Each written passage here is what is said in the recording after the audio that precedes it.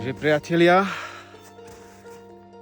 už sme pod horou a my musíme preliesť ten priesmik. Už je hore, nevadí, my ho dobehneme.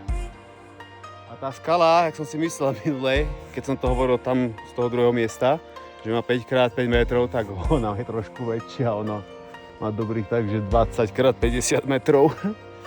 Z diaľky to vyzerá malinké, taký zubík malý, ale on je veľký. Tak uvidíme, ako to pôjde. A držte nám palce, aby sme sa nezridali po tom snehu dole, lebo je to pekná strminka. Ja vám ukážem, kada sme sem išli, hej.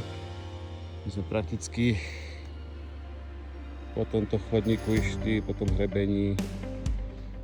A za posledné video som robil tam niekde na tom kopci. Takže... Pozri, jak ide, po štvornožky už ide. No, Dominik už ide po štvornožky.